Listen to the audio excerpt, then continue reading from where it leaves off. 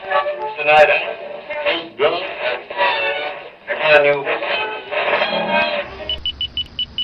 You're listening to the Doug Stanhope Podcast. Yeah, I'll be out of here in 1 second. Out of my hair, get into my drink. Hey, We're going. out of my hair, into my drink. Yeah, where's our usual bartender, Miss Tracy? She's working at the store today, Friday, because we got new T-shirts in. Oh, good. You get the yellows. Abortion is green in a cream banana. So Cream banana. Is that cream banana? this is cream banana. Okay, yeah, I was gonna say. Color. Is there a different cream banana? We've also got we've been selling That's the chat. my favorite T-shirt we've ever it's done. hands down. Yeah, Tracy, she doesn't like confrontation. That's the only one she won't wear. Yeah, we She'll we wear get spina bifida, confronted. but she won't wear that. We get confronted when I was wearing one on boarding a plane. Really? Abortion is not green. Bingo, you were there. I don't know if you remember. But, yeah, but he couldn't do anything. Like, he couldn't escalate it because they're about to board a plane. You want to start shit, you're going to be sitting in this fucking tarmac while my plane floats into the sky. It is a bit extreme. I don't wear anything with sports teams on it for the same reason. I don't want strangers talking to me about shit I don't actually care about. When I used to wear football jerseys on the road, I'd purposely wear, like, a team they hated. Where you're going? Just to start. Shit right off the bat when you walk out, just to get me in the mood. Sometimes liquor isn't enough. You need verbal assaults. Someone asked us recently, you were doing a 5 questions for Doug Stanhope or something. And they asked something about the drunkest you've been on a flight or something. And I was trying to remember. And it was the time where you were sitting in first class and this like weirdo, look at me, young chick was sitting next to you and you just could not stop. You knew it was going to be a problem because you were making comments and stuff. And she's sitting next to you with like an eye mask and like a thing around her neck. She was doing like, neck pillow. She was doing like knee bends, like stretching in her yoga pants, waiting to get on the plane. And we're like, Jesus Christ. And then finally you just came right back to where me and Chad were. And you're like, Chad, you got to take my seat. I'll get kicked off this plane. I knew that story sounded familiar. She had a face mask Yes, on. that's right. She had like one of those, like in Japan where like they're walking around the street, you know, and they've got the mask, dust particle, like a particle mask. Yeah. But were you wearing a cape, Chad? Yeah. So you out-weirded the weirdo. It was a first-class blanket, technically, but I was wearing it as a cape. We were indeed pretty drunk. Hey, it's no fun to be in first class if everyone else doesn't know you were there. I had, not only was I wearing the cape, I was wearing one of the same 3 usual t-shirts that I have in rotation and like a pair of basketball shorts, my white-ass legs, sitting up in first class. Mm-hmm. Anybody got toenail clippers? I'll just chew them off. I'll paint them uncut, but I'd sure like to cut them first. I only needed a who farted hat to complete the ensemble. With the applause thing where you squeeze the button and it claps. And you were third in line to be a problem on the plane. Yeah. That had to be the Daytona Beach trip, I'm guessing. Or I think it might have been because we were in LA when that happened, flying to here, I believe. Didn't we do a stopover in LA? I don't remember. That's at all. the flaw in the question is what's the drunkest you've ever been on a plane? Well, ask the person next to me because I wouldn't remember. Yeah, if you can answer, then it's probably It's a a lie. thing memories aren't made of. We were drunk enough that I only flew 2 times in the whole year, and I can't tell you where we were, where we were going. The train, I just did that Amtrak trip and we had a sleeping car, and the disparity between, coach and first class, i.e. sleeping car, is like, it's like prisoners and prison guards. Like, it's like, first class airplane, but more so because you have your full sleeping car with your own bathroom. It's not like in the old days where where you've got rows of bunks on either side of an aisle. You have a room with a bed and a convertible bed on top. I mean, you have total privacy Did you have a bathroom in yours too? But then the coach part of the train. So it's like Greyhound, Well, a Greyhound bus. yeah. but you forget that in the old days of trains, that's what they had. They had the cars that were owned by, moguls, and then they had the ones that, guests stayed in, like with chandeliers and shit. And then you had cattle cars in which you slept with the cattle. That's how you traveled. Hobos. Yeah. Well, no, you were actually paid customers, but you were with cattle or product or dynamite. And if they didn't like it, they just undid a pin. That was the 80s. That was back in the 80s. Most people moved to Nebraska. So you're on the train. We've established it's a modern train. Yeah, and then you have the the bar, the viewing car is above the bar. There's a bar downstairs, and then they have the big viewing car. So that's where you have to mingle with these coach people. Is it the one with the glass over the top? Yeah. So you can look around. Yeah, Panoramic. you fight for seats. Everyone's drinking smuggled booze. There was the first train. There was a group of Indian people, like maybe 30 of them. And they're just this cacophony. There was some, I don't know, fucking arranged marriage or something going on where they were going. And they were like nice, but just you had to drink to be in the car. It was just this wall of sound.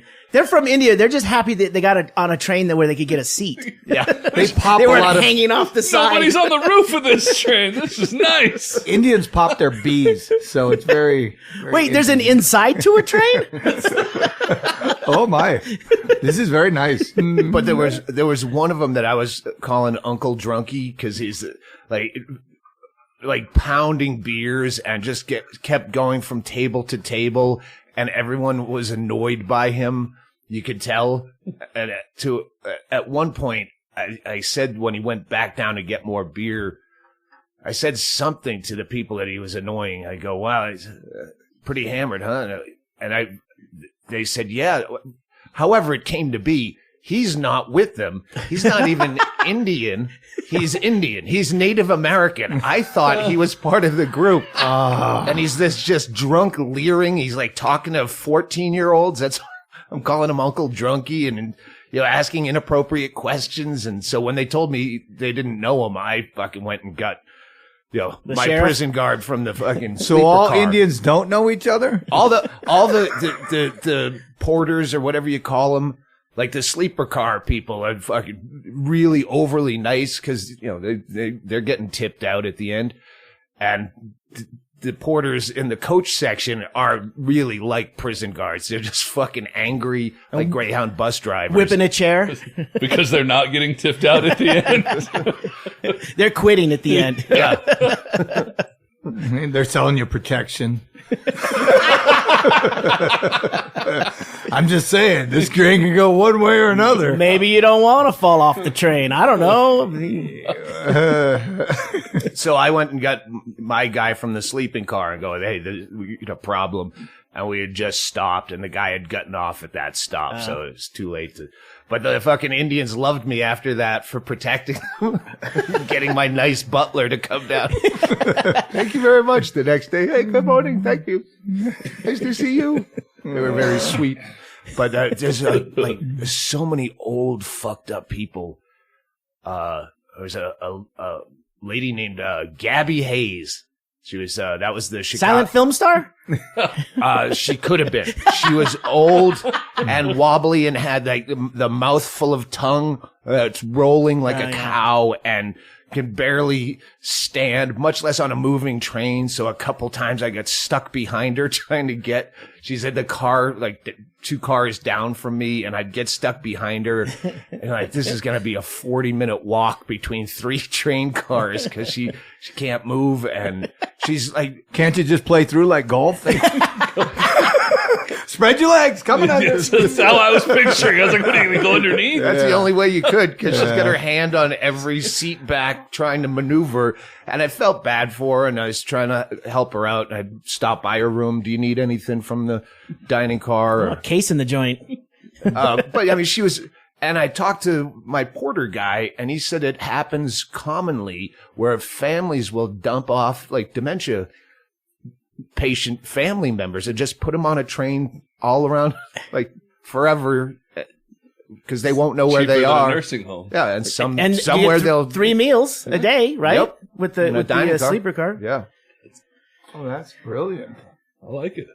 So she kept forgetting that I knew her, and I'd go, "Hi, Gabby," and she go, "Hey, you have a good memory," but has no idea who I am.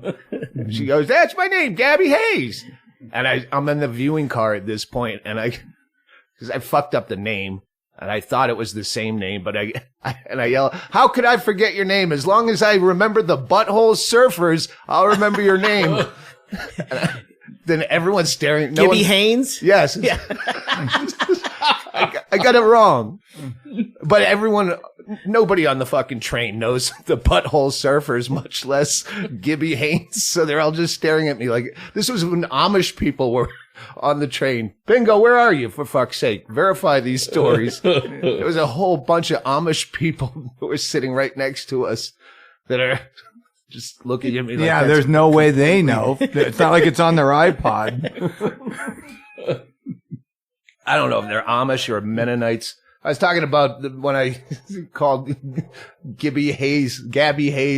I said, I'll remember you as long as I remember the Butthole Surfers. And it was all those fucking Mennonites. Anyway. This is Gabby Hayes. I pulled a picture from Yeah, no, he's the one from the 1953. movie. Yeah. He's the one who did the one from the African Queen. You ever see a bee sting twice? Really? Yeah, that's his famous line. I just recognize him from like a bunch of old westerns and shit. Yeah. Yeah, that's him at 23. He always looked like that. So maybe she's like that. Shave the beard, put on some rouge. Yeah. No one knows where he's at now. So did it all end up, you left from here. Right, this is a Doug Stanhope podcast. We've got Doug Stanhope here. We got Matt Becker, Chad Shank, and myself. And you're talking about when you got off, when you retired from comedy, you decide, well, before that, when you were in UK, you decided you were drunk, was what happened. And you planned a trip from Tucson to Chicago. Oh, no, I planned this months ago. I bought when you were in this- the UK, you did it. It was April. I know, because I might have a hard time charging back the fucking ticket. Oh, because it's been so long. Yes, because Anyway. I bought it. They didn't fuck me over, Amtrak. You fucking cocksuckers. I knew you can't do that much time on Amtrak without getting fucked a little bit. Well, you know that's going to happen going into it. That's why you have to wait till you're retired to take the but trip. 'Cause your you might trip- not get back for Yeah. 40 days. Most of What those were their people weren't that old when they started. Yeah. The trip was going to go from here to Chicago, a little stop over there, then Chicago to Portland, then Portland to LA, quick changeover to get back to Tucson. Or did you stop Yeah, at the yeah, platform that at was it. Benson? Yeah, we actually ended. Where there's no station, there's just a. Yeah, AJ picked us up. Anyway, so that was the trip. You planned it well in advance. You retired from comedy after your 2 shows in LA and New York, and then that's what we're talking about. You left here. We got drunk at the Hotel Congress. just to be on a train. Yes. No destination. Just love the train. Rock me to sleep. Fucking Xanax and smuggled booze. 3 meals a day. I'm on a train. I can't complain. That's the name of this podcast. Oh. I'm on a train. I can't complain. Bad parent, by the way. Yeah. Sorry, that's a side story. So yeah, we get like in the middle of the night in like Alpine, Texas. We got fucked for some reason. There was a bad rail, or I don't know. I'm just out of it, sleeping like a baby. What do you care? You're retired. Well, they say, yeah. Well, what do I care is they say when we get to San Antonio, we're putting everyone on a bus from San Antonio to Longview, Texas to catch up with the train. Because that train splits off. Half of it goes to New Orleans. The other half goes up to Chicago. So we missed the train that was going to attach to us and take us to Chicago. So they're going to put us on a bus for 7 hours to catch up with the train that's already left. Ooh, what kind of sleeper car do you get on a That's bus? exactly what I said. 3 meals a day. Is there a kitchen? Yeah. I'm not fucking taking a bus. I'm just going to fly and charge this back. I'm not going to fight with you. Yeah, I know. Amtrak's fucked, and I'll charge it back. And first of all, how slow is your train that a bus can catch up with it down the I-35 corridor through Austin and Dallas? And It's got to be there before. I know. Because you still got to keep time when you get the train. Still got to keep time, so you got to offload the bus. You got to get everyone situated. Yeah, I said, fuck this. It's a We're weird flying. way to do business. We just took a taxi to an airport hotel and bought last-minute tickets to fly to Chicago the next day. Got there before the train. Why? And your luggage? You took your luggage on the plane with you, right? They gave you your luggage so you could get off the train. No, they said, well, we'll try to get your luggage. I go, what do you mean try? Well, if you ask the conductor, he might be willing, because I had a checked bag on the train. The fucking sleeper car is small, and fucking bingo. Hey, there, you're late. My personal assistant, Mrs. Gump. We call her Gabby. Yeah, I go, fuck it. I'll just get the bag when I get there. And then the train is again late. So I got my bag just in time to recheck it. But I got to see Junior Stopka. That was great. And Maggie. And the bar she works at in Chicago, Cleo's. Junior Stopka. Good God, that kid he's moronically fearless. He still drives that like fucking 1991 fucking Nissan something. It's got American flag duct tape holding a bumper on, and they were about to embark on a journey to New England to have lobster. He does that here and again, and they'll go see roadside attractions that are cheap or free. They're like the Gumps, but then they're like late 30s. We talked about him and Maggie driving from Chicago to New England because he's never tried lobster, and he went to Red Lobster in New England to eat lobster. And it's like, how was it? Pretty good. Well, you could get that anywhere. You could get that same lobster. Southside, yeah.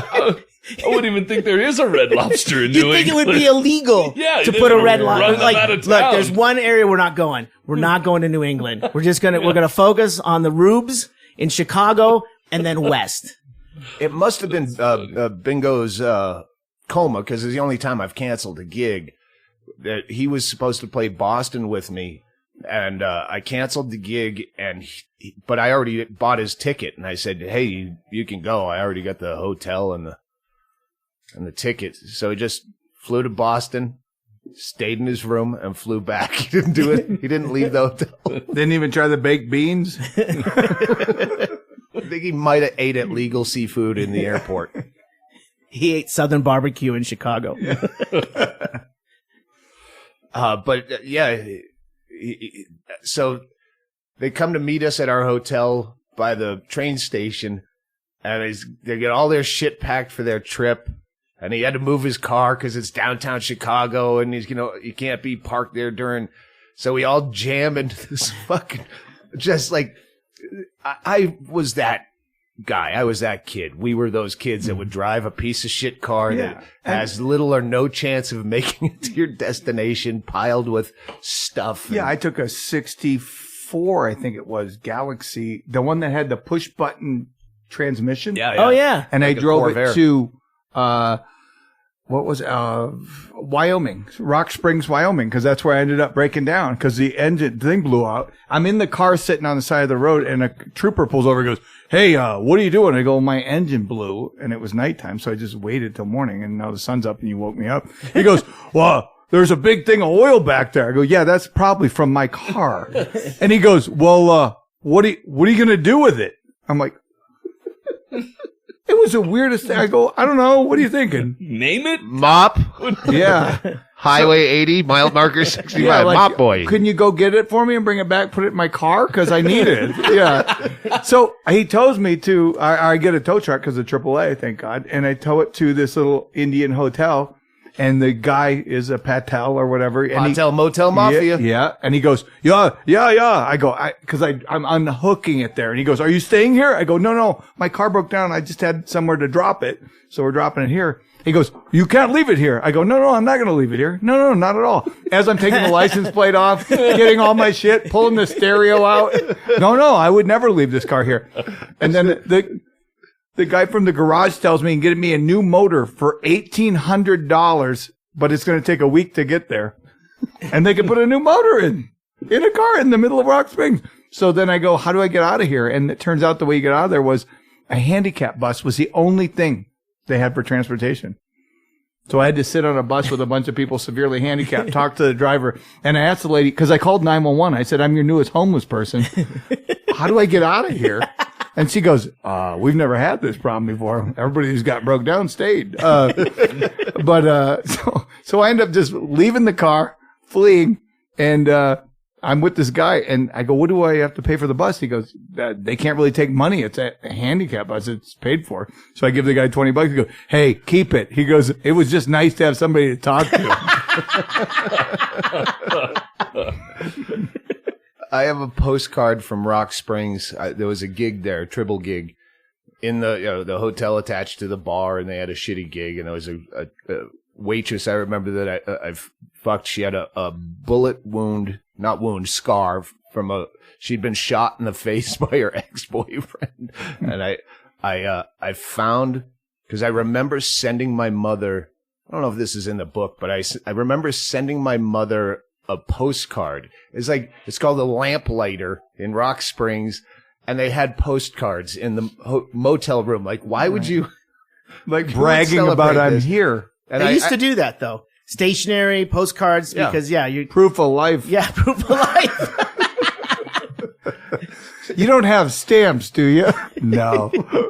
But I sent my mother a postcard that I found it on eBay, and I bought one. It's sitting in there, and but I remember sending my mother the postcard saying, "Here I lay in the ass sweat of 1,000 truck drivers," which eventually turned into a bit. But anyway, that's my memory of Rock Springs is fucking a girl with a bullet wound in her face. Cross that off the bucket list. Yeah.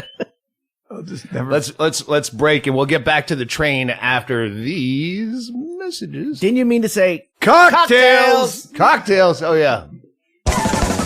Today's podcast is sponsored by the Bisbee Observer Classifieds. Minerals wanted: azurite, turquoise, collections, estates, old mining items. Top dollar, locally trusted and confidential. Call Warren, 520-505-8702, or email rocks@maxchance.com. Max Chance.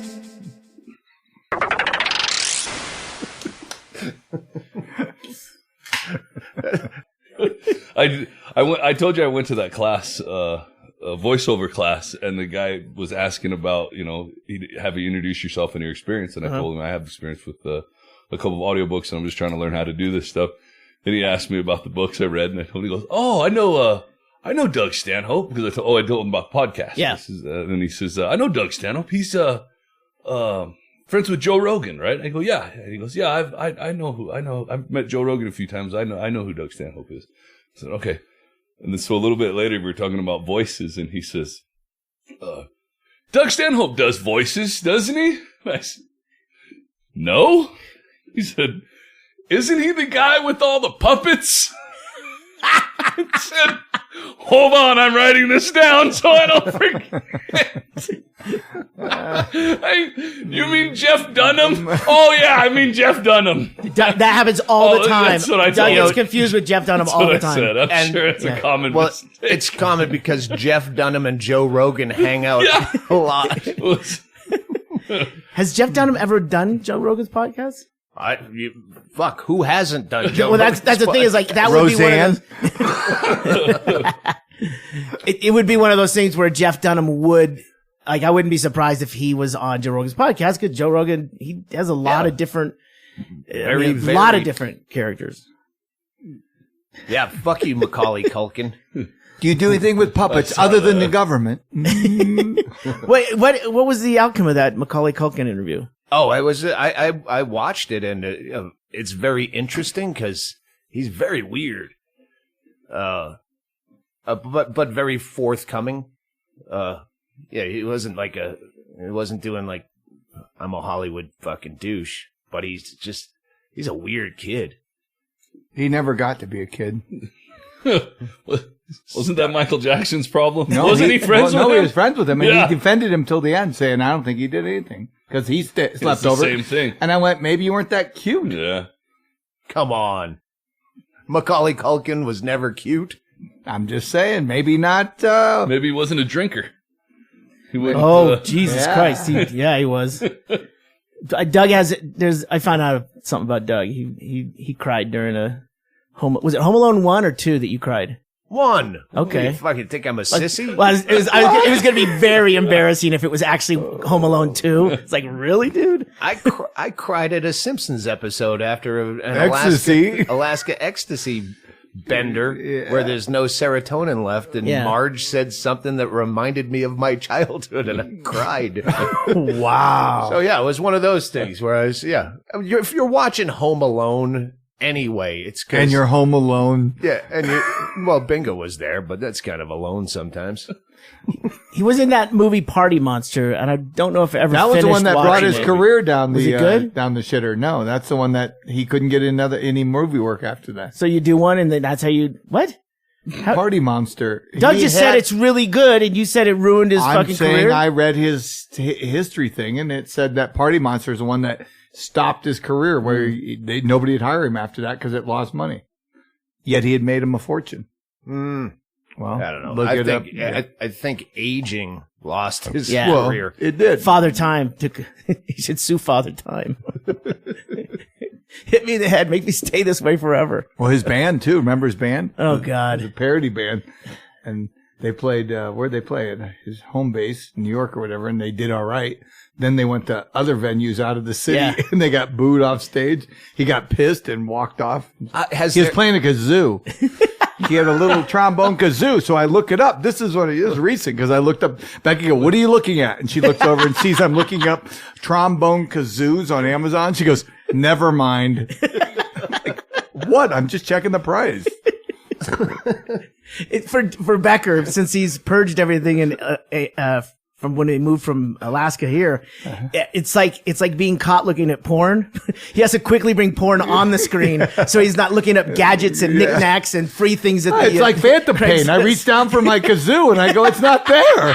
I swear to God, I can still feel my kazoo. 15 years ago when we first went to Costa Rica, Becker's looking at this Costa Rican, like those cheese ball ukuleles. like out of a coconut or something. in a little gift shop. you know, okay. Grocery one of store. every fucking, and it's got Costa Rica on it, and it's ding, ding, ding.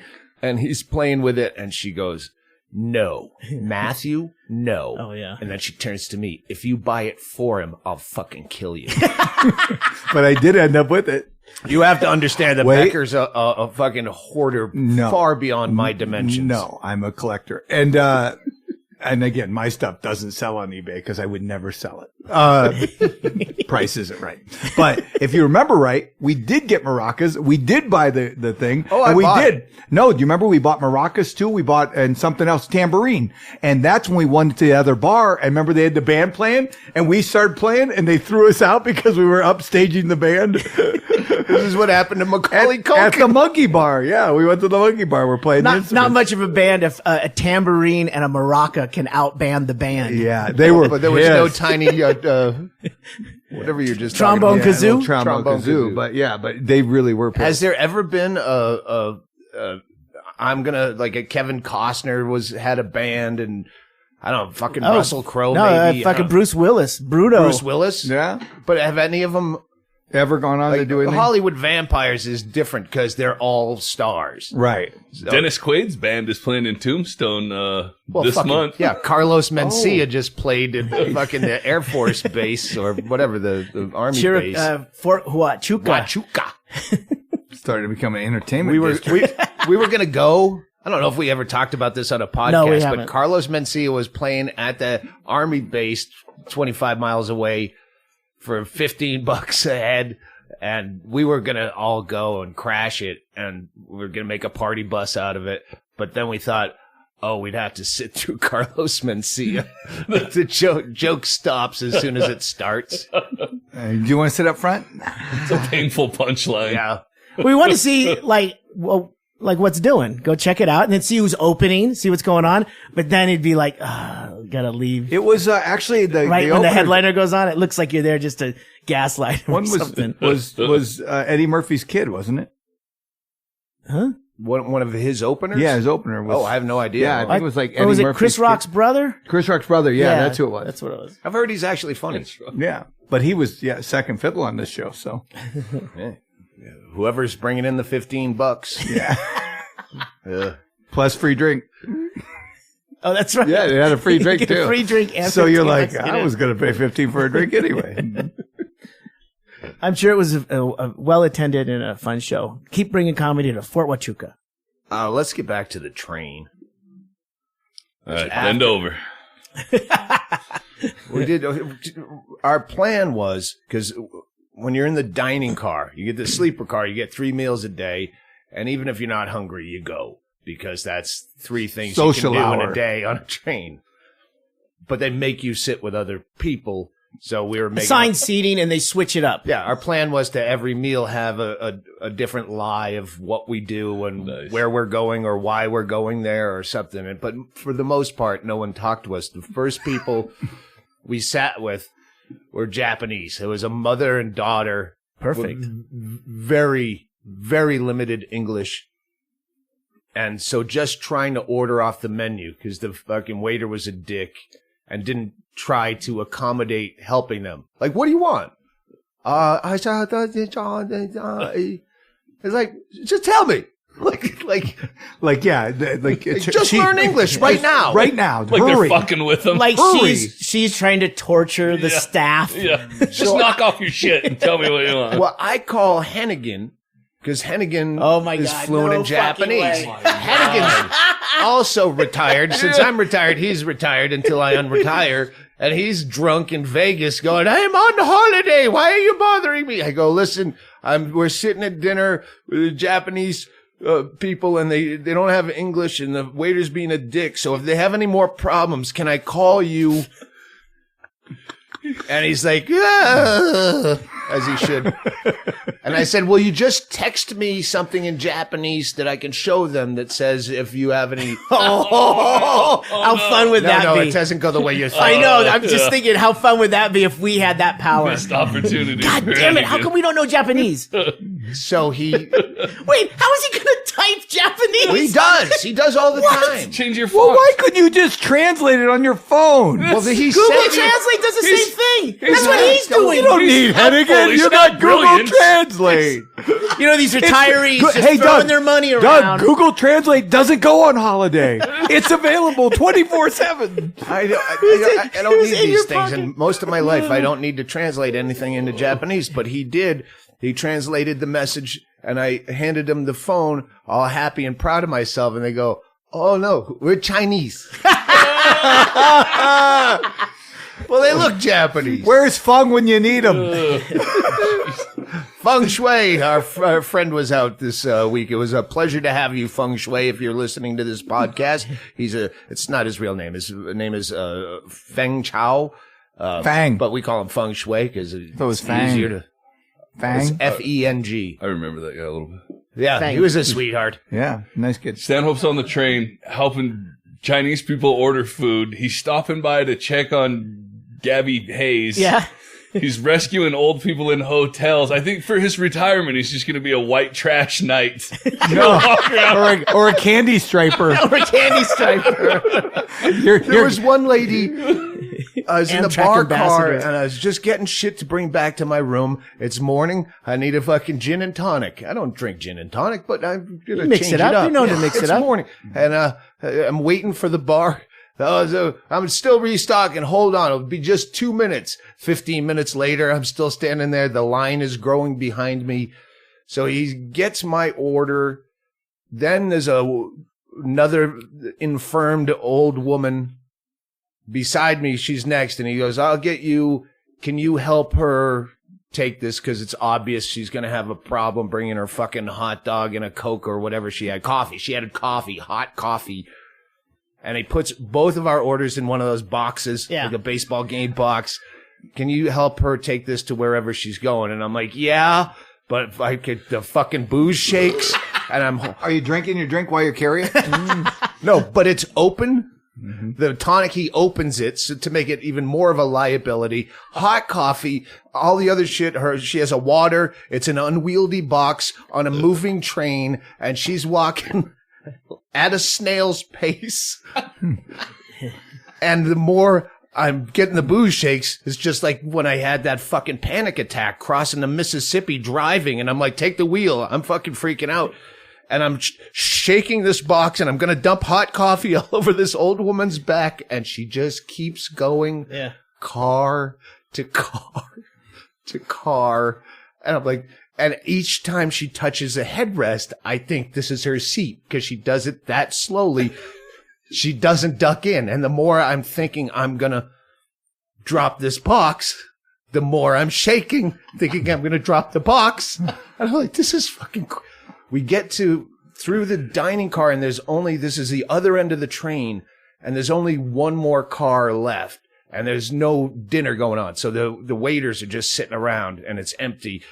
And she's in the sleeping car at the end, so I just give the waiter the box, and I go, please help her with this. I'm going to spill it on her. And I left. He took it. Took your drink? I grabbed mine out, Okay. and then I just took my can and my cup of ice and my little gin bottle back to my car, going, oh, fuck, that was that close. And I saw him later on, and I go, hey, thanks for helping me out. I was fucking having Helping a panic. you? Well, no, the waiter helping me because I was going to Well, spill it became fucking his hot responsibility as the white trash knight. Do you not Tag, you're understand in. how this works? Jesus Yeah. Meanwhile, he's using an airline blanket as a cape. Oh, no, I was wearing a McDonald's jersey, and I'll get to that next. But I said to him at lunch when I see him later, I go, thanks for helping me out. I was having a panic attack, and I thought I was going to spill hot coffee all over that woman. He said, she was going the wrong way. He had to take her down to those sleeping cars to figure out she's at the very other end of the train. And I go, if I had to do that. This isn't the caboose. I think it's so funny that like because it's the train's moving, things are it's lurching and everything, and then you've got the shakes. I figure it'd be like noise canceling headphones. Yeah, it's like when Becker he's walking a fucking straight line. It's like when Becker does coke and doesn't say anything. Stanhope's walking like a sign spinner. I got this shit. I would have just told her, let's sit here and enjoy our cocktails. Just sit down. Hey, Irma, sit down. Gabby, let's take a load off and get to know each other. Yeah. Take a load off, I'm Gabby. ready. Put the I was load wearing- right on me. Well, before you left, you bought a bunch of vintage outfits I bought us all vintage fast food outfits. from the And- 70s. Yeah, so I got this old McDonald's uniform shirt on, and that's one of the fuckwits we pulled a lot. I was telling people that I'm to financially try to rescue Amtrak, which is going down the tubes. At dinner. Yeah, Yeah. we're gonna be replacing all these diner cars with McDonald's cars, and the stalwarts. Most of the people that take Amtrak are train fans. They're like train spotter kids that were like, that's pointing out different freight trains when they go past you, and that's Before they crash. That. That's Auschwitz. You're aficionado, so to say that you're replacing Our diner life cars, doesn't suck. Look at that. Distraction. There's a distraction. no, they're not waving. They're trying to get the window open. And the other thing I was telling people is Richard Anderson, who I do know. He's the new CEO of Amtrak. It's always good to get your fucking bullshit down. Even his wife is Sue, and his daughter is Katie with a Katy, no E. Little goes a long Fucking way. can't This is remember getting a those little sons' creepy, name. though. Yeah, isn't it? Well, What's their favorite color? So I was saying when I wasn't in a McDonald's outfit, I was saying that I was Richard Anderson's assistant, or I was Richard Anderson. I know him because he was the Delta CEO. So as much as I fly Delta, you sit through, the announcement on the TV screen. Hi, I'm Richard Anderson, CEO of Delta. Well, now he's the Amtrak CEO. So I'd be telling bartenders that I was a secret Demotion. shopper. I was that we were doing undercover boss. Yeah. And as weak as my drunken bullshit was, they're not always the brightest people. So they go, yeah. They couldn't remember which car they were in. I love it. I love it. Like the people sitting with you at dinner or lunch or a meal would actually think that the CEO would be sporting a McDonald's fucking Oh no, these are polyester. separate gags. Okay. These are the same people that had to get off the train and take a 7-hour bus ride because they had somewhere to be. They don't give a fuck about Stanhope shenanigans. What was the food on it too? By the way, I never heard what was the food. Was it normal or was it weird? It was Hot dogs and coffee. He said it. well, that's the bar car so you can buy. I was started to go to the bar car for meals because the dining car was so fucking Was no good? miserable shit. I took some chances. Fish? You didn't do fish on a train. No, I was gonna. They had salmon. They had a steak and they had a burger. It was all. Hold on. You realize pretty much salmon all is fish, right? Yeah, well, it's same as microwave bacon is bacon. It was pretty rough. And I'm not a big eater anyway, so That might worked out. I'd take a few bites of something. Breakfast is you get scrambled eggs. Yeah. It's always fine. The train that we took in Canada, I remember. Well, we are talking about Go ahead. Canada. It's a little different than it was always late, but the meals were good. I remember Not that. as Tim late. Hortons. Dude, we sat for like 14 hours on a sidetrack. Remember? No. We barely got to the gig in time. I had to go straight from the train station. Oh, with the Halifax gig? No, I think it was Winnipeg. No, Winnipeg. That's where right. we got to the station. We were supposed to be a day early. We got there an hour before doors. I went straight to the gig. Doug went to the hotel just to change and then came to the That's gig. twice in Canada that happened, because that happened to me and Bingo in Halifax, where they were waiting at the train to bring me right to stage. And of course I'm hammered. not my usual stage hammered, but I'm train hammered. And I had to do two shows. That's like the engineer, train hammered. Ding, ding, ding. But Portland, we had 3 nights off in Portland. So Andy comes up. It's a fucking party. It was a party immediately in Portland. Was it uneventful from Chicago to Portland? Well, I can't remember all of. I know Gabby. That's called I know uneventful. Gabby Hayes was. If you don't have something to bitch about, Delivering meals and ordering people's drinks. pulling a double. Shining shoes. Well, like we're Changing diapers. I was swamped the entire way. I don't remember. Work. This retirement's going to kill me. we did book signings. We did a couple random book signings. You did like a tweet up, right? Yeah, I tweet, hey, next smoke stop is Haver, Montana. If you're in Be there for Haver 7 minutes. in about 30 minutes, I'll be out there smoking for 4 minutes. That's cool. I don't People think showed anyone up. Showed though. up at Montana, but 2 people did show up. Portland. Oh, I'll get to that. Portland, we get there, and Bingo's so excited. We're spending 3 nights there because she's got her friend Bob that owns the High Dive, great fucking bar in Portland. Oh, yeah. We had a blast with you, and is it Chelsea? I think it's Chelsea. And Joe Schulmeyer, however you say his fucking name. We get to the hotel right from the train station and drop our shit. We're going to go immediately to get sushi and go through the bar to scope out the hotel bar. And I walk in and this kid behind the bar says, Mr. Stanhope, Bingo, it's a pleasure to have you. I'm like, what? He's like, I was at your house for a Super Bowl one year. I don't remember him. It was that year that I fucked up, and the year you had to drag out the fucking Mexican biker guy. That Oh Jesus! We had no dress code back then. I vividly remember that. I didn't even know Chad back then. I remember that guy. That it was like, this is going to be a problem, and I don't know if I want to be a witness or I just want to be out of here. Hear about it later. Yeah, that guy was not. He had those wraparound shades and the poncho, like he was in a Fistful of Dollars or something, and he just sat there like stone face. I had to talk that guy out of fighting. He wanted to fight. Oh, he there was something going to happen. He rode a motorcycle from Tucson or Phoenix to get here. Yeah, Andy says that guy still follows him on Facebook. Oh yeah. Anyway, and Bingo the whole time, oh, this is Portland, this is my town, and I know all these people. And we walk in there, and then we go to the liquor store to reboot our sneaky bottles right around the corner. And the guy there says, oh my God, I can't believe you're in my shop. It's like, you're my favorite comedian of all time. Oh, I thought he was talking to Bingo.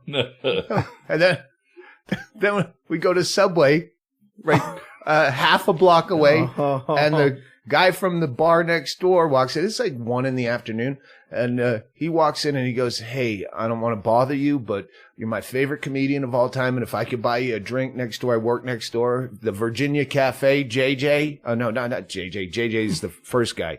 That was Chris and Troy at the Virginia Cafe. I'm like, yeah, we were looking for a place to day drink anyway. I thought it was a diner when I saw the neon sign. I didn't know it was a bar. So I'm like, I just kept busting Bingo's balls. Oh, this is your town? This is my town. This town is my town. At some point, you'd have to go, is there a prank show going on? Because everywhere I've gone, Ashton Kutcher guy walks goes, out. I'll polish your shoes for free. You're my favorite comedian. You're like, I 3 stops in 15 minutes. Yeah. So it was a fucking blast. And then we went to the high dive. We saw Mike and Charlene. You remember Mike and Charlene from the party, Portland, from the camping trip. You'd know them if you saw them. They actually hooked up. They became a couple at one of the Camping Death Valley. You weren't at the Oregon one? That's why it's weird when you're looking at me and go, you remember the camping trip? Well, I don't know who's It's there. never good when you're not the guy who Charlene remembers the and someone. camping trip. Charlene and Mike. Mike were there, yeah. All right. All right. I don't want to say he's the guy that always had blow, but that They'd remember. is a different Mike and Charlene if your boss is listening. Yeah. South Side. Andrew? I have a question. Andrew? Okay. Our guy? Bisbee Andrew? Oh, yeah. Handyman Andrew. Yeah, he was up there. We got drunk early at that event, so we bailed out. But yeah, we saw all of them at the high dive. And He's working up there, right? He does annual work. He knows people up there. I don't know how much work he does. I suspected that. It seemed like a good time to get the fuck out of Dodge here. Yeah, it's nice. It's nicer That's up there. the reason he goes Yeah, up there. all right. But I'm sure he works like he works here, enough to survive. When he wants, yeah. But then leaving Portland, again, the book signing, last minute thing, and this, not kid, probably 30s or maybe 40s, who knows, but he showed up with books on his bicycle. That's Portland. And he's like, yeah, wow, I can't believe you actually showed up. And he's like, yeah. And then he's got the tics and the twitches, and he's like, yeah. And I'm perfectly afternoon, drinking where I'm social and I'm wearing my suit. The Portland train station has this most brilliant Mad Men era bar attached to it. And it's fucking gorgeous, and our train's leaving on time, and everything's great. And this kid's sitting there, and I'm talking to him, and then he goes, "I used to email you a lot, but I stopped." As I immediately said, "Wow, your mental illness!" Like when I met him, it's so branded into your face with the tics, and they go, "Yeah, I've been working through things, and but not like." Dangerous crazy. It's just obviously mental illness is part of his life. And then when he said he emails me a lot, I go, really? What's your name? Oh, no. And he said the name. Don't and say it. He's the number. He knows who I'm talking about. And I said, you're the number 3 most annoying. I've wanted to punch you in the face for so many years because he's just. That's why he has the tics. He's afraid he's going to get hit again. He's bracing. Those are all flinches. The emails weren't they were offensive on a level where he'd tell me he'd give me links to Tony Robbins stuff and these motivational speakers, how I can make my career better. So it was offensive on that level. It's like if some fucking nerd was telling you, hey, you should watch this how to fight video. Fuck you. You don't even know. Anyway, he was a sweetheart, and I fucking embraced him because it was just so nice to meet one of these fucking crazy people. Right. Put a face with the shame. Please just stop emailing me.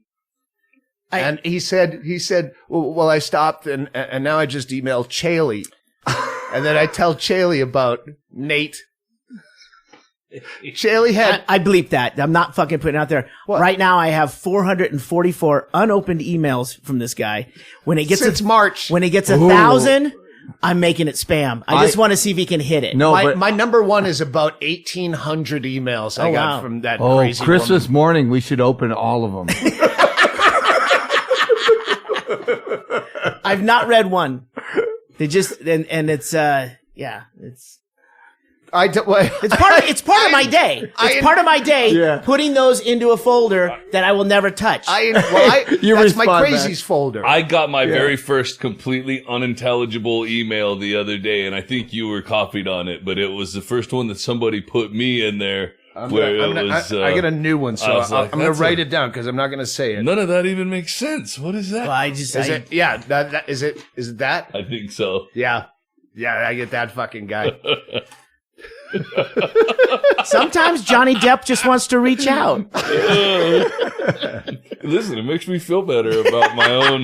Yeah, you go. I'm not so bad. Well, I hide it better. I'm that bad. I'm horrible. I hide it better. That's I work Honestly, towards that. I'm not it going would- to fix shit at this point. It was nice to meet that guy, to know, okay, this is a mentally ill guy that's not a threat. He's not trying to be a troll. Because when I read that, like, who the fuck do you think you are?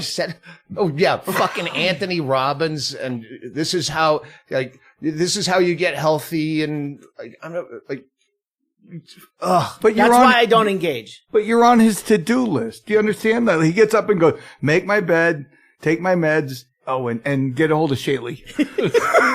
I mean, I encouraged him. What he told I know, me. yeah. he Doug emails told me that. I go, Chaille. great. Now I go, I'm completely behind that. Please email And I him all see the what time. it might be cathartic for him in his day, because some of these missives go for a while, and then I get 4 or 5, like just rapid cycling. He's going through something. I go, you know what? A bit of my day for a Near the Wild podcast listener. I assume that's why, because that's the email he's hitting.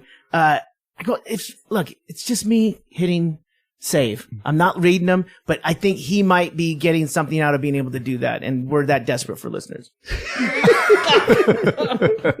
Hey, a win's a win. A win's a win.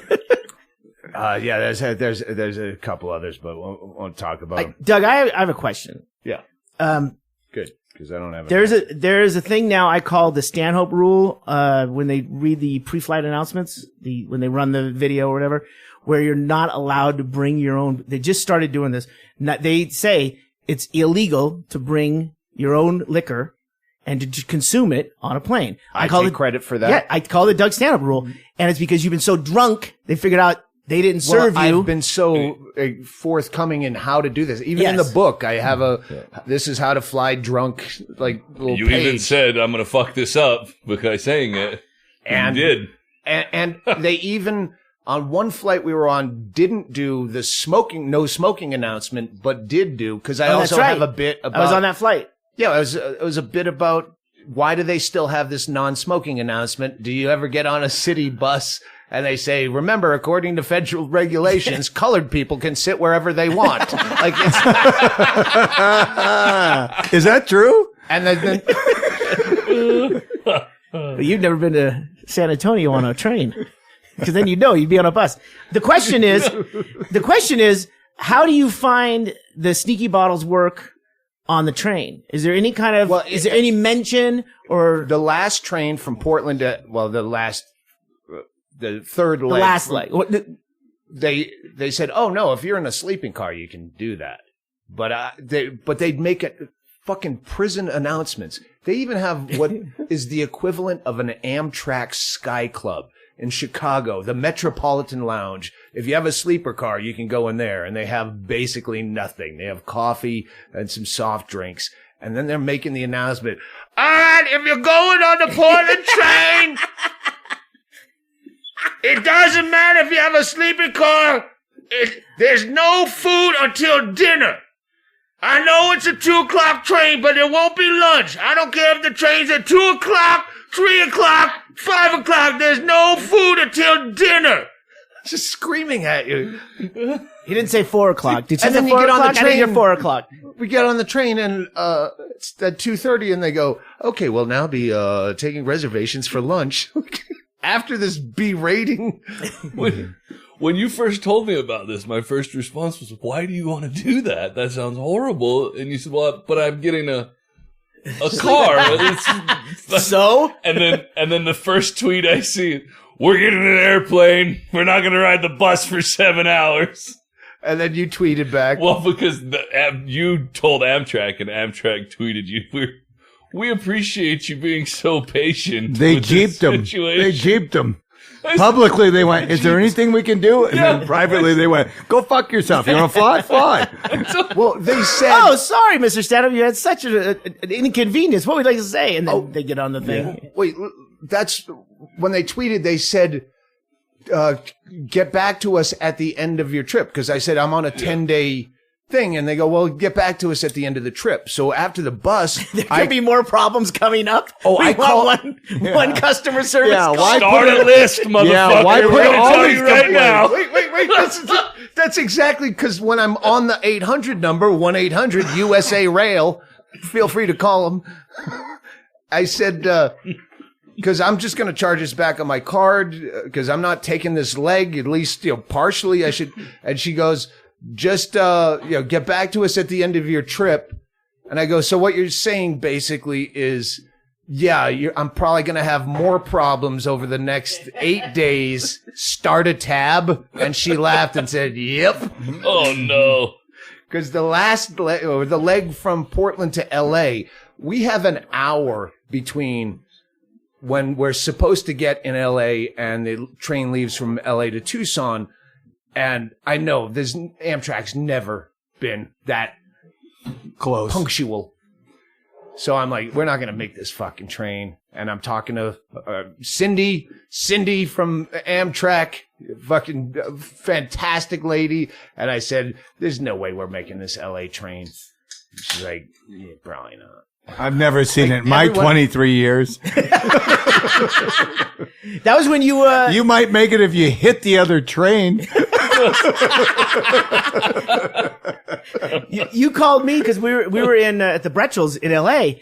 and you called me. You for were obviously there was another because you kept texting me, "Just stay in LA. Come on, come No, to that was on the Bretzel's, way. we'll party." That was on the way out. I was thinking maybe if you had a layover, we would go down to the train station and do a on the spot podcast, which would be funny. Yeah.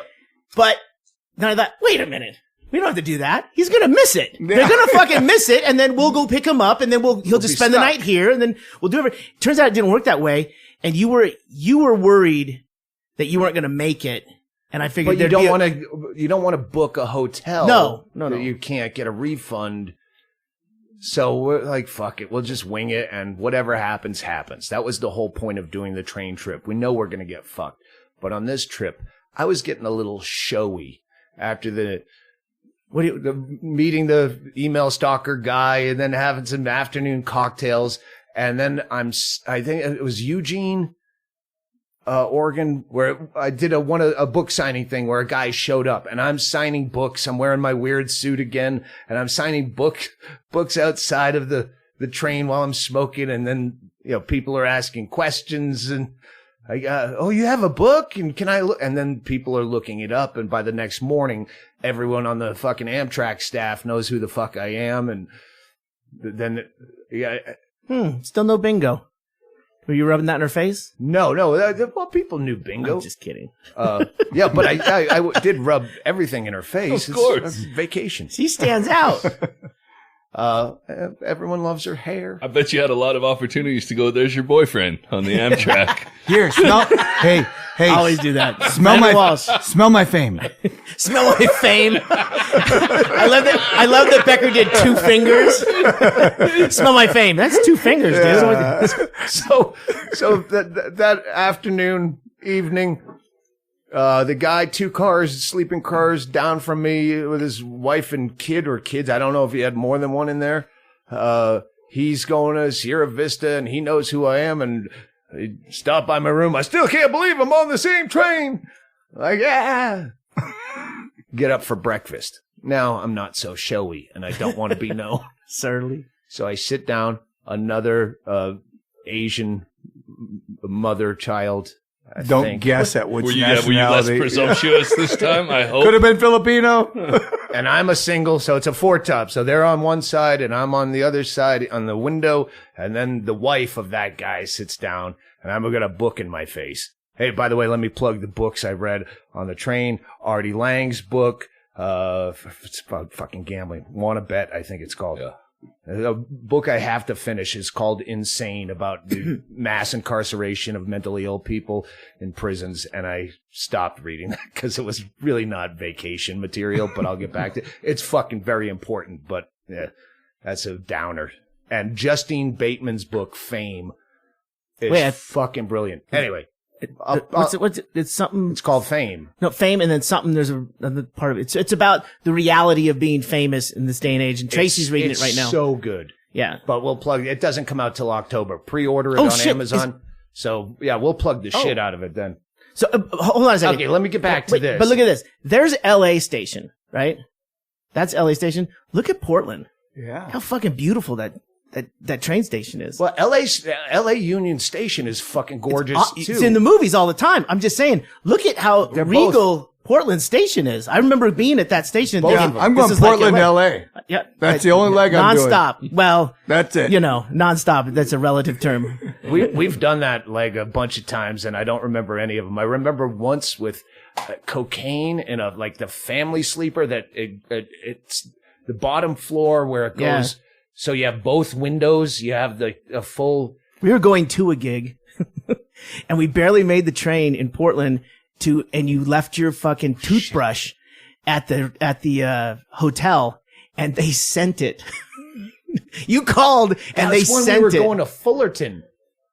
I think. Oh yeah, that's yeah. The same trip because when the ballroom show with the Mattoid, they drove and we took a train. Becker, they beat us. Costa Rica Kevin. Yeah. Shows up. We go to sushi before the show and we want blow. And Costa Rica Kevin calls his friend and very loudly in the sushi bar. We're at a table with like 8, 9, 10 people Kevin is on the side somewhere. But of course he's using code words. Oh, he's using the most obvious code words. Hey, we want to go snow skiing tonight. We're looking for about 8 inches of snow. How are the slopes? Everything open for business? And as we're all collapsing under the table, sliding down in our chairs, he closes this by going, okay, I'm going to be at Doug Stanhope show at the Fulton Theater at 835 West 9th Street. It starts at 8 p.m. Just go right to the green room. Anyway, the guy he's going to Sierra Vista, and that's also the same train connection you're gonna need. The wife sits down next to me. If you're listening to this, sir, Larry.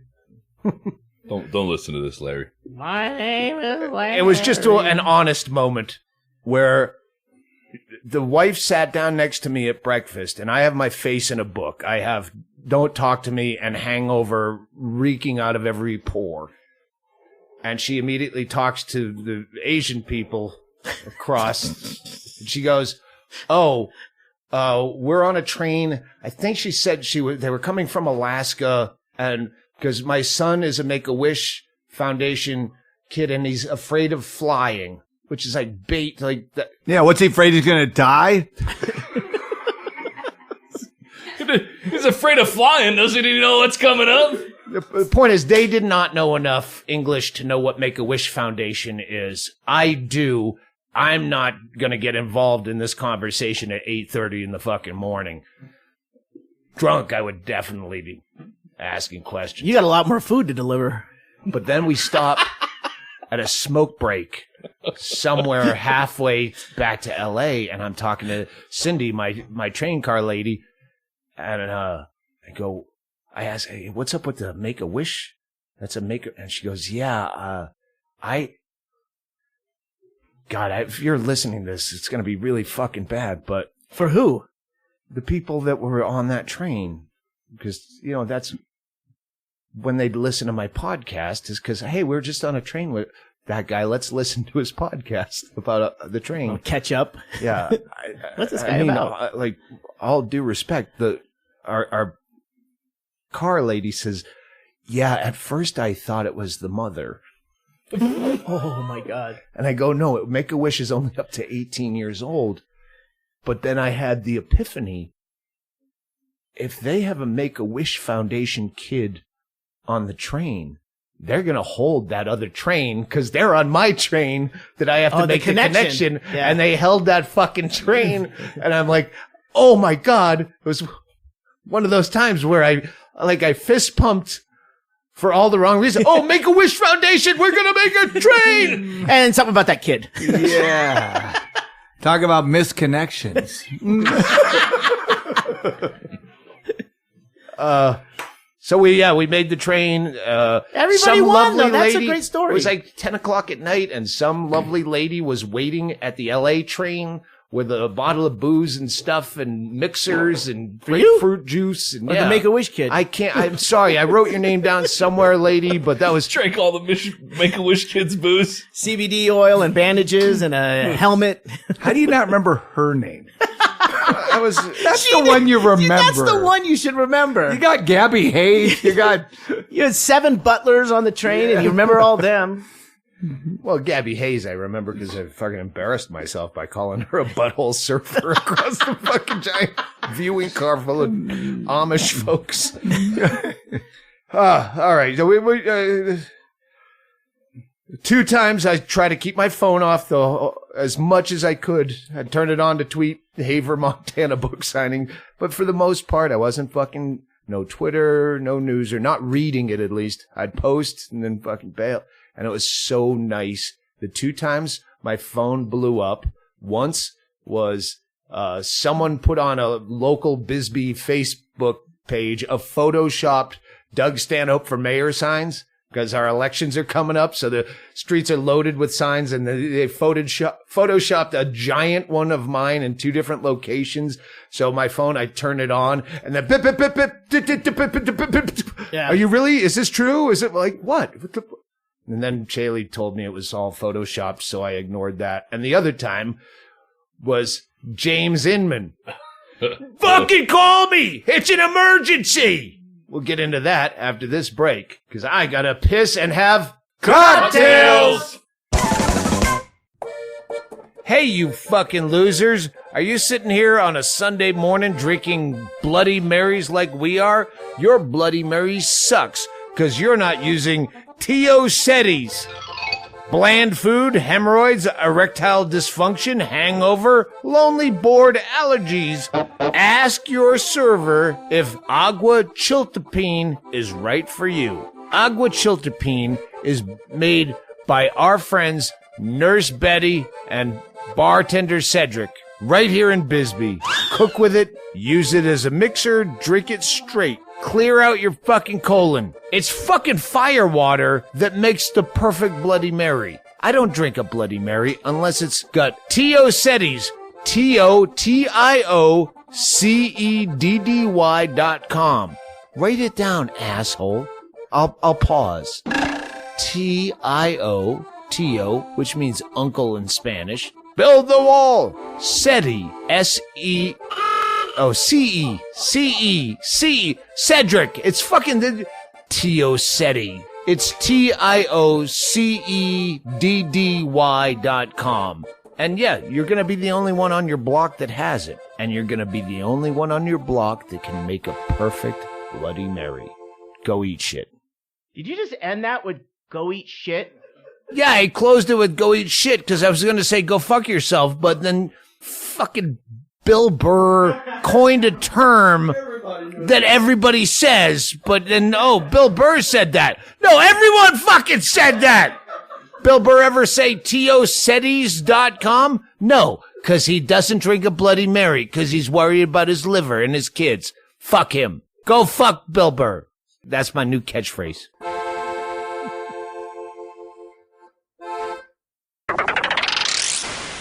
All right, some quick thank yous. Someone sent Bingo a Whiskey Girl bikini top. Says whiskey on one tit, girl on the other, no name.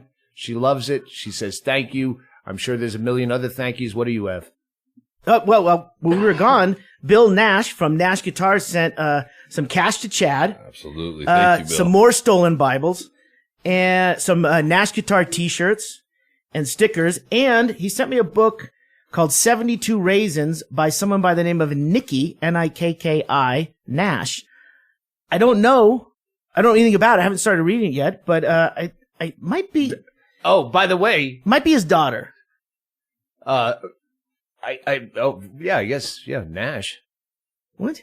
I'm sorry, I just put that together, but it reminded me that the eBay yard sale, if you're listening to this when it comes out, it's midway through the eBay yard sale, and we are selling books we've talked about on this podcast that people sent us ironically, like, I forget the exact title, but then they stole my babies away from me. Oh, yeah. Remember that one? Yes. Oh, it's so fucking good. Days stole my babies or something. It's, the title is misspelled. Yeah. It's a self-published. Oh, and while we were at the Comedy Store recently, someone brought up audio books, and Rabbit came up. Oh yeah. And Tracy and I were like, "No, that's a great Fucking one." We great. went through Miss Pat. We went through 5. I couldn't remember who it was, but I'm like, we went through because Erickson was The on liquor store. We went through 5 chapters, and then finally Doug goes, "Oh, liquor store means liquor store." I tweeted that Great out, article. and then you guys told me that independent. I was like, I thought I was the only one. I'm glad that was fun. And that's why the author needs to read their own writing. If they don't have a Chad Shank to Best they carry the can. bulk. Someone actually tweeted me today saying, our last podcast, the Brooks Brown, which I fucking knew was one of our best podcasts ever, was accused of being a third Columbine shooter, and The third shooter that wasn't was Yes. the name of the title. And got a lot of compliments, and one tweet that said, it was great, but Chaille's voice is so annoying. Oh, you Where saved that for now while we're on the air Yeah, to tell of me. course. Thanks. Well, I know I can't listen. I go, all of our voices are annoying when Yeah. you're sitting next to Chad Shank. I'm the only one that listens to this podcast out of this group. Yeah. In this room, I'm the only Fuck one that this listens. podcast. And I have to listen to it with a critical ear and somehow still keep my voice in. So, fuck you. I commend you completely, because to be fair, I've been listening to ones that I'm not on. Yeah. To try to do the same thing, listen critically on, and I won't listen to the ones I'm on for sure. We were talking last night about taking this podcast on the road, doing it live. And And when he says talking, he means he was pontificating while in a mushroom binge, drunk, and I haven't way done- past Was his he bedtime. awake or asleep for this I conversation? Sleepwalking. now I remember it because of the mushrooms. And I haven't done mushrooms in a long time. And it was nice. Well, I assume Memento over here wrote it on his arm with a marker because he usually doesn't remember anything he says. I tell him to do that, and he goes, "Well, you're telling me now. Why don't you just write it on your arm?" I'm like, "But that Because I bathe. I will. I will remember. You're the one who needs to remember, so that we can pick up where we left off, and not I don't know what you're talking about. Well, look at your fucking arm, or your toe, or your thigh, or wherever you fucking put it. We just had our tiny little bathroom remodeled, and I don't want to spoil it by using it to shower. Yeah. Oh, check this out. So yesterday, I'm in the back. I'm in the back of the property from where Doug lives right now, where the FunHouse is and the main house. And Tell the stalkers I start running. when you get You've tired done of enough. emailing and want to visit in person. He's right behind us. I'm cleaning up the yard. I got some more pea gravel. I'm gonna get these leaves out of here, but I'm putting my headphones in so I can listen to a podcast. And I'm running I'm blowing all the leaves because I didn't get a rake. And we are just kicking into mushrooms, so the sound of a leaf blower is... Unbeknownst to me, they're day drugging, right? And I come back and like, I'm just doing everything, and I'm in my own little world, right? And then I look. Hey, we're in our 50s, by the way. I'm looking at where I had the like a pump sprayer to spray some weed killer in the yard, and I'm going, is that thing leaking? It's like right where the nozzle. I go, it doesn't have any pressure in it, so it's one of those things like, what's going on here? And I just pick it up, and I'm like looking at it, open it. Fuck, how did this all leak out? It's pointing uphill. Like nothing made sense. Well, Then I told Bingo once the leaf blower started and I went down and made sure it was Chaille, I go, I'm going to pee from my property onto his property, which is one step. we have an adjoining through a common door, which Somebody's is now bragging locked. about their prostate right now. Oh, nothing loosens your prostate up like mushrooms. You can evacuate freely. So you don't then- even have to push. It just falls out of you like your water broke. I'm more impressed that he made a hand motion like he was holding a hose with his thumb over Yeah. it. Like, God damn. Like to get distance. Yeah. Wow. I'm gonna wash their windows. So I go and He's I'm standing right in front of me, but face the other way with his earphones in. So I'm just pissing like right at him.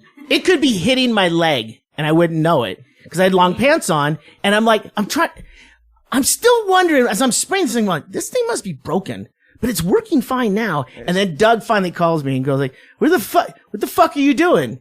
And he starts giving me the whole jazz about, why are you doing a leaf blower while I'm on mushrooms? Well, fucking, I guess I didn't read the paper today. I didn't know it was mushroom day. Check your arm. And then he tells me about he pissed in front of check your arm. Then he tells me he pissed, and I'm like, oh, it's not broken. It works. And then I'm like, wait a minute. This thing is covered in his piss. I think I hung up after that. But yeah. On the bright side, On the bright side, Stanhope's weeds piss are- will still repel bugs, probably, or kill weeds. If anything kills the weeds. Yeah. Where Doug it's his goes, piss. nothing grows. All right, let's Hold on, one more thing. Justine Bateman's book is called Fame, The Hijacking of Reality. It's not out yet, but it's out soon. pre-order it. We'll put the pre-order link on the website. It's fucking fantastic. She's awesome. I got an email. This guy, he says he'll come on the podcast. He used to be a Bisbee police dispatcher. He's got a weird name, like it's. Don't use his name. Yeah. Anyway, but he's fine. He wants to be a guest, and I said we're kind of slipshod with when we do podcasts. They come out on Wednesday, but when we taped them. He lives in Tucson now, but he said that he was a dispatcher from 2009 to 2014. And because of our podcast, he would try to write up the reports in a funny way so they would pick them up so that he could hear you read them, Chad Shank.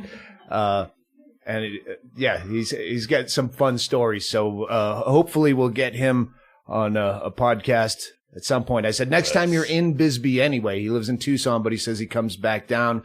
We'll get him on the podcast because we've always wanted to know the backstory to how he said he also worked for the Bisbee Observer. Wait, I think he has like relatives who live here too. Yeah, he says he comes he's down. here frequently enough. So yeah, hopefully he comes down. Just reach out and we'll figure something out. Told him that. that'd be fun. Yanis Poppy for Justice of the Peace. And If you're in Bisbee and you're voting in the primaries, I think he's running unopposed now. I was gonna say Yeah, because of Malenga equal time. dropped out. Because of equal time, we're gonna let his opponent come on and say something. No, his opponent dropped out. I was going to do a whole commercial for him, but I'm not doing it now. Yanis Poppy, for Justice of the Peace. He was a police officer and the police sergeant for a million years. Yanis Poppy. He's come over and told us to turn our music down, and we did. Vote Yanis Poppy. A man with results. A man who got 100% of the vote. Yanis Poppy. He beat me at arm wrestling once. And he's Chad Shank. So vote Yanis Poppy. Wait a minute. That means you could do a write-in. So me or Becker could get votes that are reported. That's not Bingo the- already fucking texted him and saying, hey, I'm running against you. I just announced. As soon as Malenga dropped out, she goes, now I'm running. She has more experience with law. No, incarcerated. I just Yeah, but found she won. I just found this note, and it's nothing. But if anyone is a fucking skilled entrepreneur and you want to make $1 million because of the train prison announcements, any smoking will not be allowed. on the leg from Chicago to Portland, when you're going through North Dakota, you get all these fucking roughnecks, the oil worker fucks, and they're just like, I stayed out of the viewing car. They're just like hard party. Outside alcohol. If we catch you drinking it, we will. The next stop will be your last stop. And any kind of smoking, whoever's smoking in the bathrooms, we will throw you off the train. E-cigarettes, any kind of cigarette. If you could make an e-cigarette that is in the form of an asthma inhaler. Oh. You could smoke on planes. You could make also a vape thing. So you could do smoke pot, do cocaine. Well, it's an atomizer instead of being something do that. cocaine now without anybody else knowing. That's not a real Imagine put it in nasal right spray. there, just looking at a cop going, I'm wheezing. So there's It's a condition. there's my $1 million idea for you. People right. call me, hey, you need an assistant? Come build an asthma inhaler. The people who make those And also make one for alcohol.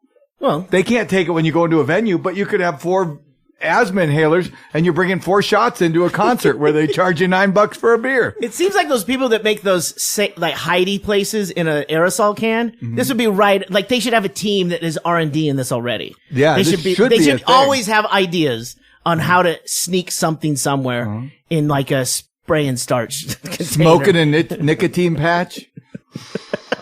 Smoking a nicotine patch. Yeah, get you high as a kite. The only thing I've ever smuggled places is weed. Like I would always need and I would take like a little leather pouch and I could put weed in a pipe in there and then tie it on and then put it underneath my balls. I thought you did that for it fun. hides up.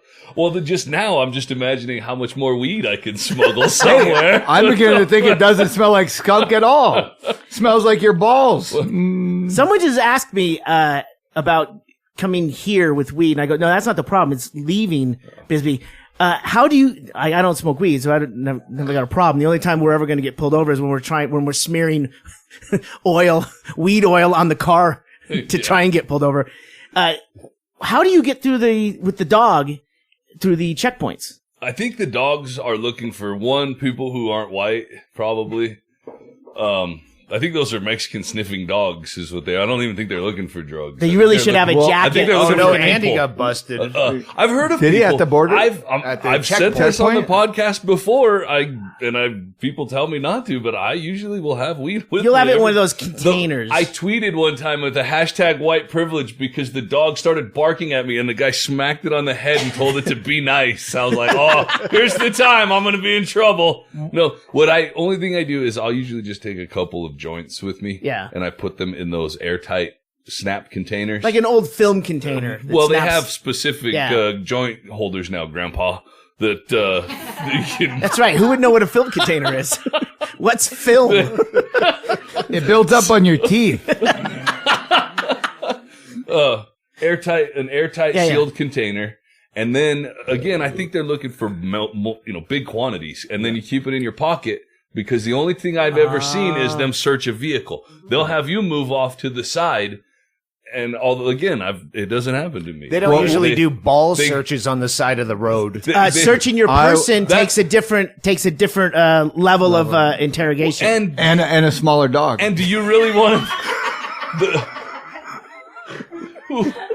who wants Chihuahua's got to work. Who wants to be the guy that made the bust for the 8th of weed? Yeah. You know what I mean? They're busting trunks full and taking pictures with their shotguns and dogs and stuff. What are you gonna? Becky and That's I the are- equivalent of catching like bait and trying to take a picture with it. Becky and I are new here, but what we've come up with is one of those potato guns. And what you do is you just open your sunroof right before you get to the checkpoint, shoot it in the air, and because we're white, they go, just go! And we just go, and then we catch it back in the air.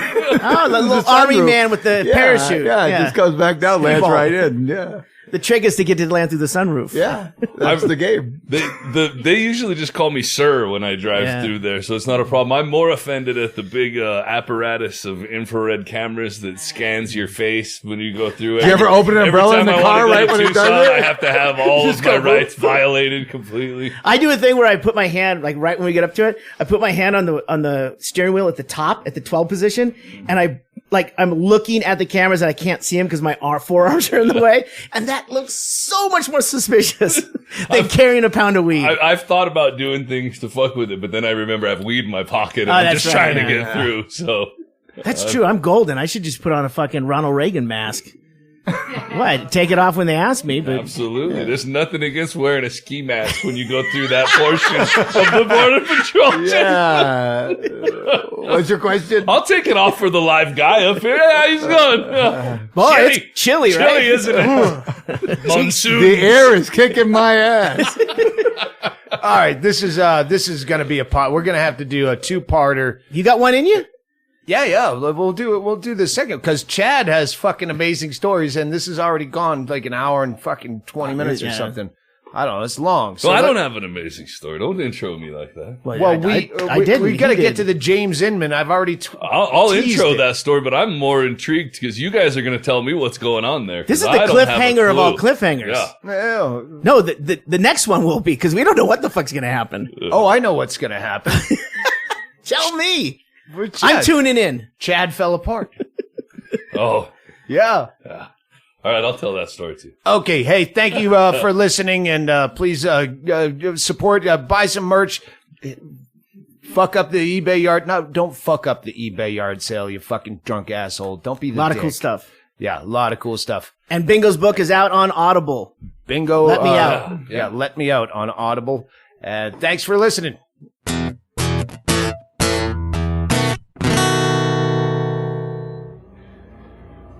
All right, we got thank yous is all I know of for right now.